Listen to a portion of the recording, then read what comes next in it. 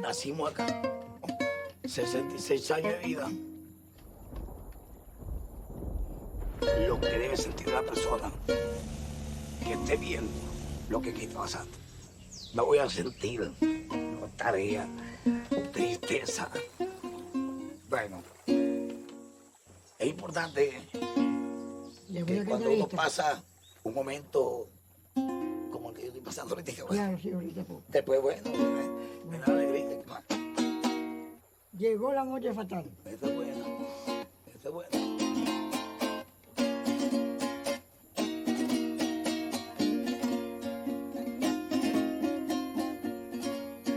Llegó la noche fatal, noche de agonía para la ciudad. ¿Qué opina usted de este proceso de división política que tenemos entre, como decimos popularmente aquí, chavistas y adecos, producido por la señora Tamara Villan? Yo le digo a la gente, al entrar a mi cuarto, primero tienen que tocar a Chávez. Y el que no lo quiera no puede entrar, porque ¿por dónde va a entrar sin tocarlo? ¿Ah? Ahorita la sedimentación nos está matando a todos. Ante todo por la plaga, por la rata, por muchos insectos que se van acercando hacia los palafitos. Pero la sedimentación sí nos está afectando muchísimo, porque la gente está emigrando, Congo está quedando solo. Y es algo que nos aterra. Y Congo tiene poco tiempo ya. El tiempo de Congo es muy corto de vida.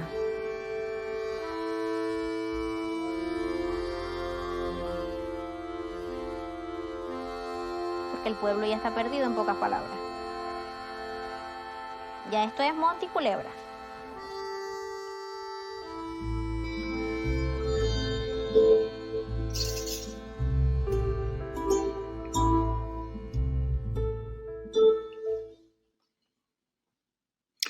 Good evening, everyone. How are you? Thank you for joining us. Before I get started, I want to introduce myself. I'm Simon Kilmurry. I'm going to be your moderator this evening. And I want to thank Topic Studios for setting up this this conversation.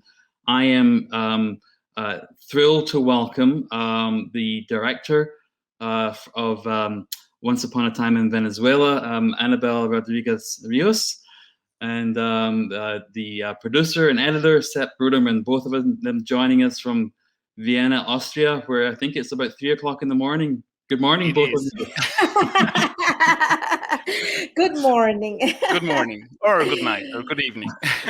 Thank you so much for taking time to join us at such an inconvenient time, but convenient for our audience, I'm sure. Congratulations, I gotta say. When I first saw this film, I was mesmerized, is probably the best way to put it. I felt like I was being drawn into such a mysterious and wonderful place that it really took me time to kind of settle into this rhythm of a whole different world. So I don't want to congratulate you on the film, and I know you premiered at Sundance last year, and you've been on the circuit with the film ever since, and it's getting a lot of attention. So congratulations on that. Let's start, if I can, with maybe some basics, and then I want to kind of get into some kind of motivations and how you approach telling this story. But tell us a little bit about Lake Maracaibo, about Congo Mirador. Where is it, and what does that place, that lake, signify for Venezuela as a country? Yeah, well, first of all, thank you for the beautiful words, and we are thrilled and awake, even though being 3 is a good time for the daydreaming as well. So, no, we're super happy to be here. Maracaibo Lake, which is called in the indigenous language Gran Coquibacoa, is the place from which Venezuela take the oil from, since the boom time when it was founded and it began the industrial development was during the Second World War. And from this lake came the oil for both the allies, mainly for the U.S., but as well for the Nazis. It's a very interesting story. And since then, the development of the industry has been steady. And interestingly, and very symbolic, I think, as well, is the fact that the industry is in decay, partly or mainly because of the lack of maintenance and so on during the last 20 years, and it somehow corresponds for what I see is the decay of a whole era of dependency of the civilization on oil. So somehow this story has as well, like, this underneath, the story of Once Upon a Time in Venezuela has underneath this decay of a whole system. And Congo Mirador itself is in the south of it, and in the area, also the first drillings happen more or less in that area in the south. So then you see that the people, for instance, the teacher, for those who had seen the film, she's like this beautiful mix between black with black features, but as well super blonde, like barbarian style. And this is somehow linked with the influence, the German influence, that came from those times as well. And it is related with the technology used to for the exact for in the whole platform of an oil thing. The perforation technology was German, so then they left as well their DNA in the area. They were happy, and no, they left this thread of influence there. And this place, this kind of magical changing place of Congo Mirador, when did you first discover it? And we had talked about the theme of this conversation kind of being set around the art of being invisible. So I want to get into that, but tell me your first approach to this town, and when was that? When did you start visiting Congo Mirador? Yeah, 2008. In 2008, we came for the first time to actually, first with the impulse of, as a Venezuelan, we have been determined as a society by the oil industry, the extraction of the oil, and the whole economy had depended on it. So it was always a necessity to bring up the theme, and the most obvious way was to see the contrast between the industry and the marginalized communities within the lake. And there is as well a contrast, because there is a whole belt of communities that used to be kind of colonies, and they had a structure, a class structure, and so on, and they are contrasting with these other communities, such as Congo Mirador, that are fishing communities. So I came for the first time back then in 2008 with that in mind, but with a concrete task of capturing the Catatumbo lightning, this silent lightning, which in itself is like this sort of connection with mystery. This is a beautiful word that you're using, because it's part of it, and it is very intricated in the culture. This world full of grace, spirits, legends, and it is a kind of living with what it is beyond or the invisible, and what it is more concrete and tangible. And I think this crosses many Latin American cultures. so of course, to be in contact with that, the direct contact as well with a community that is right inside nature, living in a way that it is, yes, precarious, but at the same time, and I use the word again, full of grace. And this of course is absolutely attractive. And as well, this place has this this is going to sound maybe a bit superficial, but it's true that the way in which it looks, the light, I mean, Simon, the light of this place is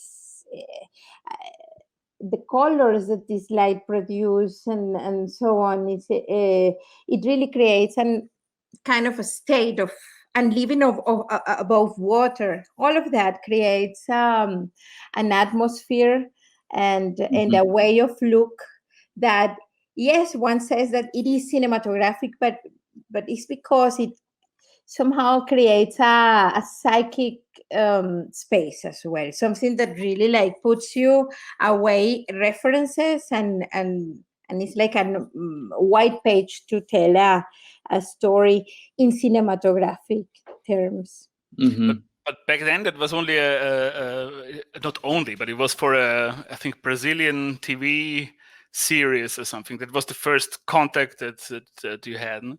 And then we came back in 2011, I think, no, and made a short film called The Barrel, which was finished in 2012 and shown in ITFA and in Hot Dogs and in, I think, 40, 50 festivals around the world. And but we knew that there was much more there than this little short film, and then the idea was born for the long film, which also started in the beginning with an idea basically that it was about the kids. It was a children's story, a coming of age story of some children in this village, no? Yes, we did see I mean, all the elements that I was mentioning, the contrast with the fact that this is an oil extraction industrial place where so much money comes from, and these places are marginalized. And on the other hand, there is this theme that was transversal for us as a film team, which is the theme of the polarization and of the effects of the populism. That I say that I mention these words and they sound like sociological things only, but they became really private. They became about your life and your soul life practically, and divided families and really affected people's lives. So then this phenomena was there, and we wanted to talk about it. And at the beginning, because on how things were happening, we did the short, The Barrel. We thought of making a coming of age story that would look into this world, but from that perspective. And that's how we began. And actually, we have a clip that we would like to show you. We show it as well in other occasion, and it would be nice to see again for. Yeah, let's take it there. Petróleo. ¿Y qué yo? El de que cuando se para con una calza. Ahora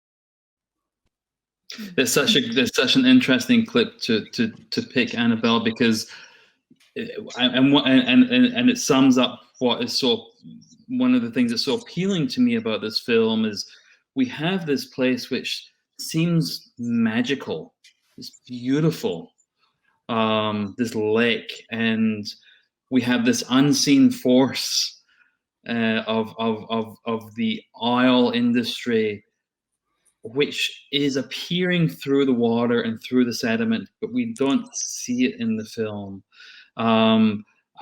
except through that manifestation. And in some ways, that mirrors the politics in the film and how that manifests itself. I want to talk a little bit about that, about your aesthetic choices and storytelling choices in staying in this place and with these people, and not going to Caracas and seeing the manifestations on the street, and not seeing the oil rigs and the drilling, but staying within this place. Well, this was happening as well on the way, and were decisions that I mean, the story, our main concern or priority to have a guide through it was to keep a story that was truth to ourselves, to the community, and to these people, and how all of them would be intricated. So then at the first year, I remember that we had that first concept, okay, how these kids are growing up almost literally in oil. And the brothers and sisters we were working with, they moved to another village, and then we were left without a story because we had already shot with them. And then came the first decision to understand, to really look and to brainstorm, and to look into the gods, yeah, and to see so what is it that we want to talk about. And there is lots of instinct, I would say, in that, but then that we had the first decision that it was not about the kids, it was not about how these kids live, have abandoned and are fishing kids within this lake. This would be a story about the kids and the lake. No, it is about this village. But why this village? And then it came pretty soon, the assumption that it was about the village, but about something else. And it was about us. It was about a moment, and a whole historical moment, because we could really see the mirroring of ourselves in it. So then this was pretty soon, I would say, this understanding.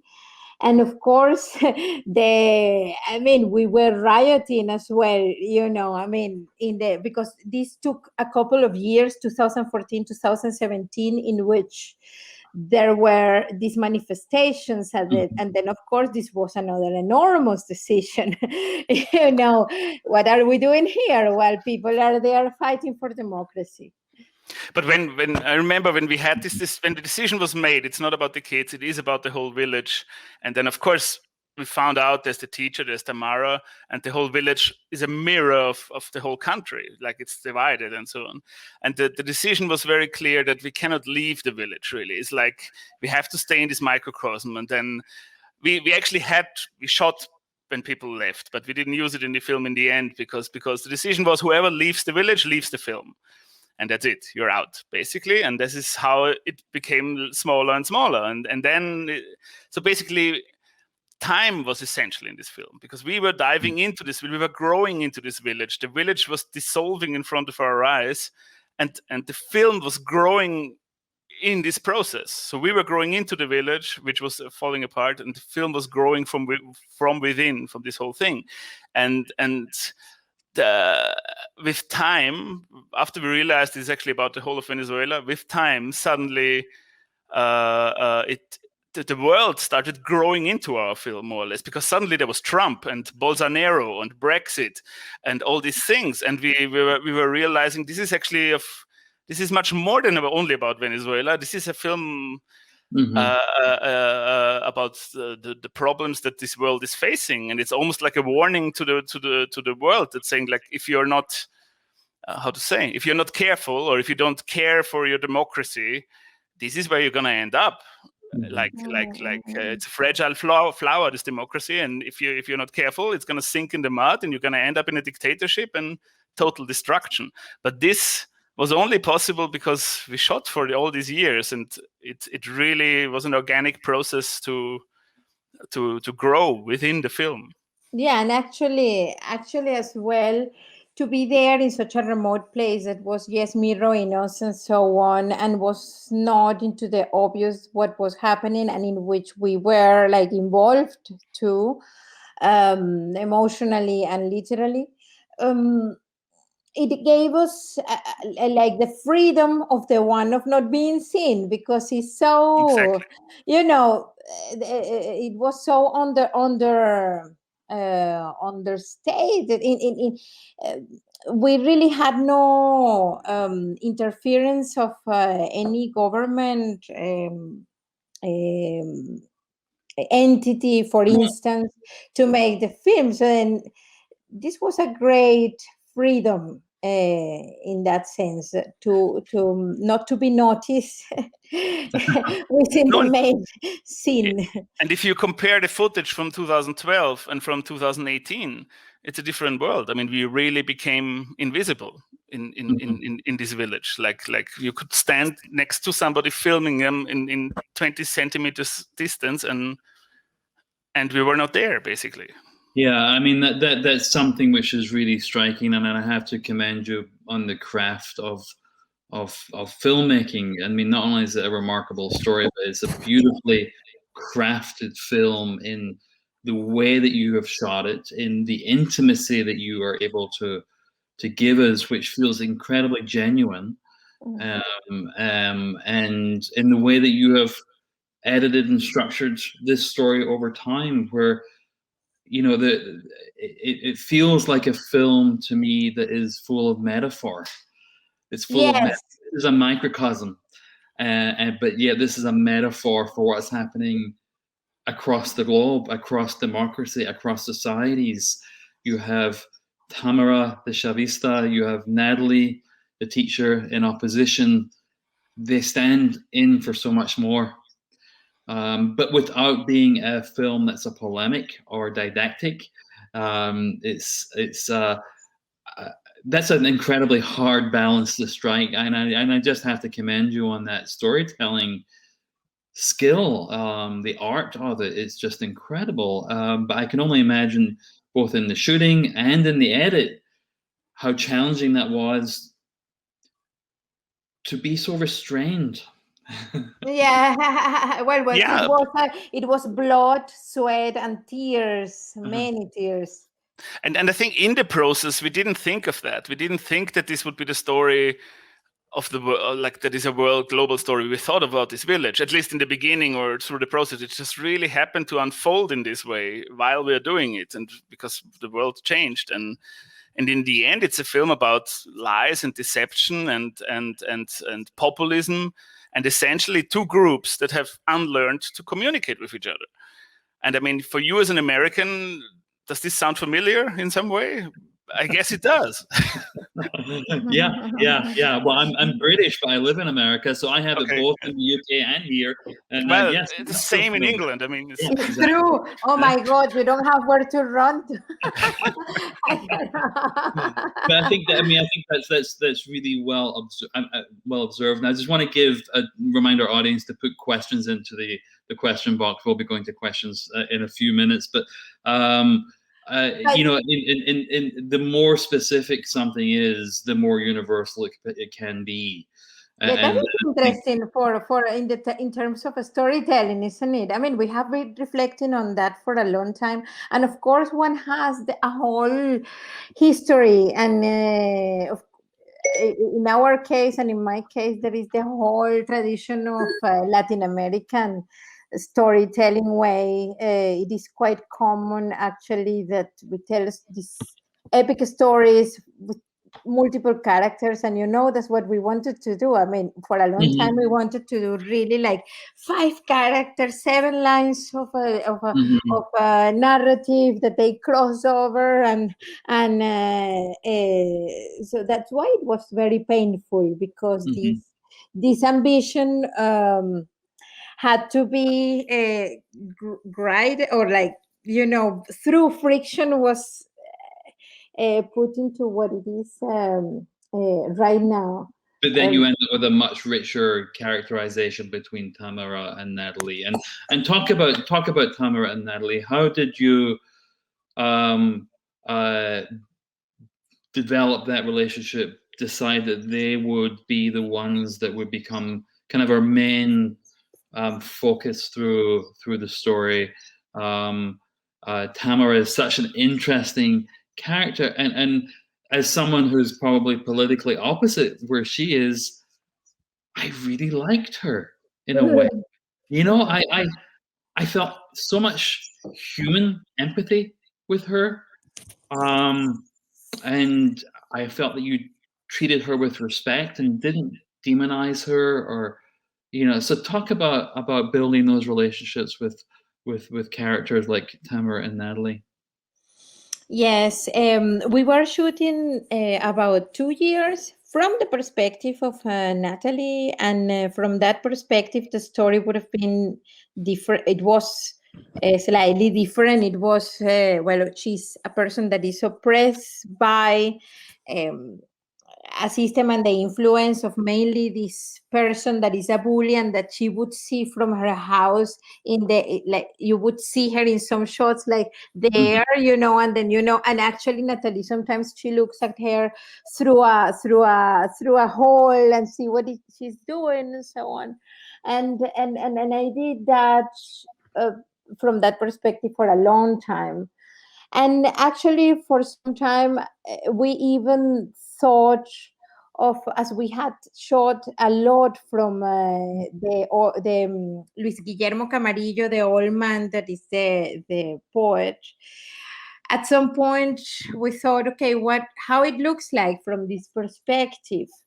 And it was always the intention to go to Tamara, but it really took, and it was in the year 3 that we could get there, and it was through business actually.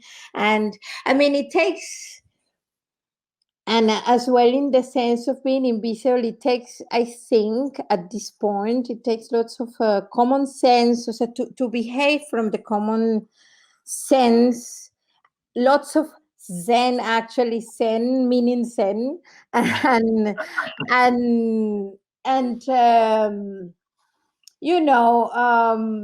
to calm down their own prejudices, to be able to be fresh and plain in a relationship, and that's a bit on how it happens. So then in the year 3 is when we could begin to shoot with Tamara, because we were living in her house. We were hiring the house. We were all living together in the times we would spend there. And the same thing that you saw in the film, and probably what you felt, is pretty much the journey we did, because at the beginning it was a different kind of perception, and more we are you and them, or this kind of separation, and yeah, it took not long, I would say a year, for this perspective to change. And it was a great growth as a human being for all of us, I think. And because I'm the producer, but I'm also the editor. So of course, it's amazing that after 3 years of shooting, suddenly there's this new treasure coming in called Tamara, who is now, I would even say, the main character, or one of the, I mean, she has the most weight in a way, So this is, again, is like this time thing when you're shooting for 3 years and suddenly you're bum. And it's like, wow, okay, we have here another person. And what a person it is. And in terms of the respect and how to treat her, Annabelle in the beginning, she was very angry, because of the political situation and everything. But it was through our cooperation and many talks and many fights that we found the humanity in Tamara, and because I always said you cannot make a movie that is only based on anger, because otherwise it's too easy, and it's going to get black and white, and you're going to judge somebody, which is possible. It's a choice. There are many movies that do that, and are more simple maybe, but. Well, we said that in the end we want to find the humanity in Tamara, because she represents millions of people in Venezuela, that have believed in something and had a dream and had a vision. Not all Chavistas were like these corrupt things from the beginnings. But of course, there are the top 1,000 who have their bank accounts in Switzerland, and yeah, it would be probably difficult to make a movie about Maduro or something. It would be great, by the way. but I appreciate. You know what that. I mean? Yeah, I do. I appreciate hearing that, because it would have been easy to make a kind of very black and white movie here, where you have a good side and a bad side, where you have the corrupt leadership and the oppressed people, but like you said, Tamara is motivated by a set of beliefs, and it's important that those have some weight and some respect, and there's and we're going to get to questions in just a second. There's a very strikingly moving scene in the film where Tamara goes to the local officials to plead her case about getting the sedimentation issue dealt with and the sewage issue dealt with. And they're around a breakfast table in a conference room, and you feel her heart break in that scene. Yeah, that's the moment she breaks. Yeah. Yeah, because she's being treated with respect, and she's being lied to. Yeah. At this moment, and we liked her. Also, us as filmmakers, we liked her. I mean, and yeah, in this scene, she basically gets a little bit of her own poison, and it's the moment when she breaks, and you have to feel. I mean, you feel for her, yeah. Yeah, and in terms of filmmaking, this is interesting because in that scene, all the rules that we had, which were, precisely talking about being invisible, we tended to work with this kind of lenses. I mean, this was one of the cameras I was using. You know what I mean? Just that, and then this allows you to be really close, and fixed lenses, not teles, etc. And fortunately, we were two cameras then, and there was a young photographer that was helping John and me in back then, and that was his look. And he was far away, something that we wouldn't do during the whole other years, 3 years. He was far away. He had a tele. He did the Zoom. I mean, all broken. So it's actually the only moment that you see done through tele, which I really don't like. Not only because of on how it looks, it's more because on how one is present in the moment and in relationship with this person, that you're like 5 meters away, and then it's like this voyeuristic thing. I just don't communicate much with it. But fortunately, this Javier Arturo, just forgot that he didn't take that in account and was still connected with what it was going on and attentive, and just filming with the a perception that has more to do with the listening than with the scene. Absolutely. And it's important that there was no cut in this shot, because it's a pan, and in one shot you see this is happening, and she's destroyed basically in this moment. It's a quietly powerful moment, and the film is full of them. But that's actually a great segue. We have a couple of questions here, and let me see if I can read these off. Can you speak about the logistics of filming in Venezuela and in Congo Mirador and those difficult conditions? What was needed? What were the challenges from a producer's perspective to make this happen? So, the challenges of being in this place. Well, Annabelle, you talk first about the shooting itself, and I can say something about. Yes, well, to the actual logistics in Venezuela, the first difficulty is the oil, how to get petrol, and this has become more drastic at the moment. The petrol the price can vary between $1 to $3 per liter, and this is because of the scarcity of it. And back then, this was beginning to happen. There was a rationing in the use of oil, of petrol. So that is the main thing, and what makes it more costly. And actually, to buy things within there, drinks or things like that within the area of Congo is not only expensive but very difficult. So then one has to bring all the potable water and so on. So, and it's like a camping situation. It's like to go into the Amazon in that sense. But the most serious difficulty has more to do with this: how is the social scenario there? There is piracy. And as well, there is paramilitarism, and a kind of paramilitarism that varies. It's a culture of armed groups, that goes from the FARC to other smaller groups, and it's really like an anarchic place in that sense.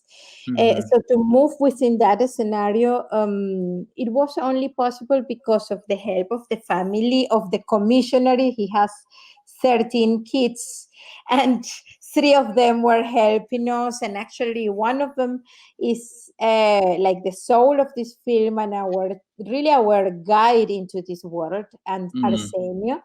And he was the guide, but as well our protector. So then they would be armed as well.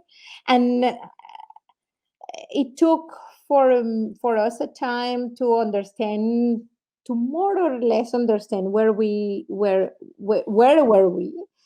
And the last 2 years we actually did live together with a paramilitary group. So then this is like more the most serious, and I would say that in But Venezuela literally this is common in Venezuela to have to deal with this, because the whole territory is taken by different armed groups. But when you say paramilitary, I mean, these are basically mercenaries, and Annabelle lived in the same house with a guy that has killed 85 people with his own hands, and he was just there because they took the village for a certain period of time.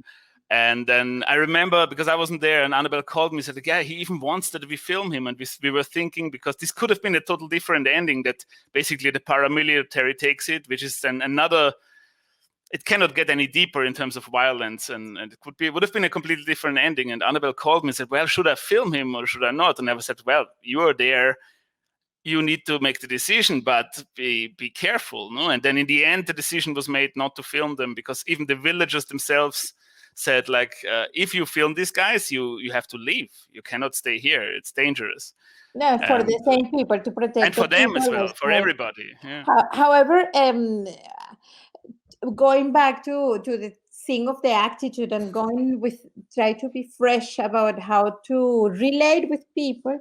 I mean, these guys were, when you saw the dry fact, well, you saw a group in which there was a bloke more or less my age. He was, like, you could see that this guy is like, okay, I just don't touch this guy.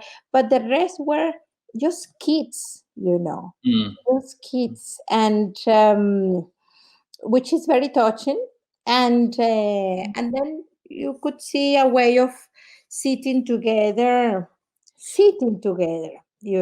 and share a space. And from a producer's point of view, I mean, basically what you really need is a good field producer, or several of them, to make everything happen. And well, it's difficult, really, because I could help anybody, guys. If you are, we can help everybody who wants to shoot in Venezuela. I can take you where the devil comes, or the God, or whoever you want. And you need to be ready to bend all the rules that you have to bend, because even the economy is closed. Like, you cannot transfer money to Venezuela, so you have to be very creative in bringing a lot of dollars into Venezuela, which I'm not going to elaborate how we did it. I won't let you incriminate yourself there, Seth, but let's move on to a couple other questions here. This one is our audience member loved hearing about the decision making process and how you shape the narrative around the village. But can you talk about how coming to the decision of how to close the film, how to finish it? I know we have that wonderful scene at the end, which again is another kind of metaphor for me of Venezuela right now, both the ship and the country, literally. But how did you decide, when to finish filming, and that was going to be your how you would kind of bring things to a close?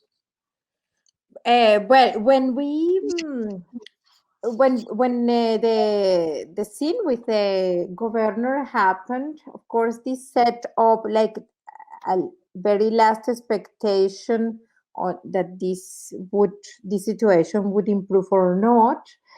So after that, there was the expectation not being fulfilled, but still we knew, okay, there is a story already. And then there was the waiting on how does this sedimentation looks like, and the difficulty from the visual point of view is that you really don't see.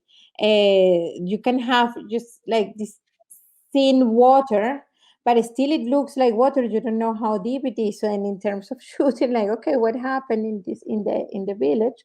One had to wait how this did evolve, and so that was actually like the last moment when in one of these dry seasons it settled the earth, and it began quite rapidly, in question of 3 months or so, the formation of a soil, the first plants and so on, grass plants growing. So then this, of course, was the very end. The film followed the time again, and the last shot you see in the film is one of the last shots we filmed. That was the end. Yeah. Yeah, totally. I think we have time for just one more, so let me see if I can squeeze this one in, and it's really about a kind of a filmmaking question here. Did you organize the character relationships in post, or create a shooting or somewhat of a shooting script while you were filming? How did you build those relationships between, I guess, Tamara and Natalie? Was that happening concurrently in real life, or was that really part of your story shaping in the edit room?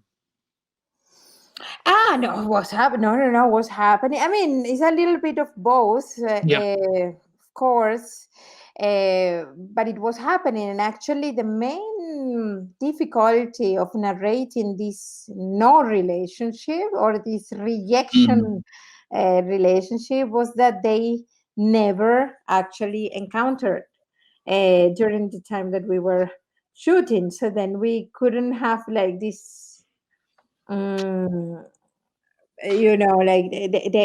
they. So then we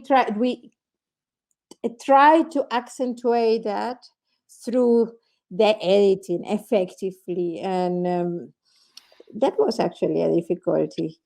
Yeah, because you never have a scene where these two meet and fight. They don't. Which is quite wonderful. Yeah. They just don't communicate. Yeah, exactly. I mean, they are both antagonists, but yet individuals, and that becomes symbolic for these great divides that we all live with. And I appreciated that we were following these parallel stories, which would get closer and then move apart and get closer and move apart through time. No, they're completely connected, inseparably connected, and never touch. And of course, in the editing room, this was very difficult, and it took years as well to really craft that out in the way it ended up. And the shooting script, I mean, of course, we wrote shooting scripts all the time. I mean, we wrote hundreds of versions. There was a moment when I think the first page of the script, we could say it by heart. because we rewrote it so many times. So yeah, of course. And the script, it had to do, I mean, this scripting process was a flow between what was happening, a process of reflection, a process of writing, lots of writing. Actually, every day in the shooting days, there would be writing and this interweaving of the personal stories and this central line that we are trying to follow, and as the story is not really about, it's the same sedimentation, yes, but it's about something else. Yeah. So there is a constant reflection about it and constant writing about it, and going a little bit back and forward, and lots of erasing, taking out to be able to focus. I mean, the reality is there, yes, and then you have this person with all this humanity, and then you have a whole universe that this person is presenting to you, and really the look is like looking for a focus to follow, and that is quite difficult. Well, I hate to have to wrap up this conversation because I could talk to both of you for another hour easily, but I know it's also almost 4 a.m. for you and you should go back to bed. Let's see. Just to wrap this up, I see so many films every year. There are certain films which kind of sit in my heart, and I know I will go back and watch them in 10 years' time and they will be as fresh and as relevant. And it's because you have transcended space and time and got to essential human qualities, which are really hard to capture. And for that, we all owe you a great debt.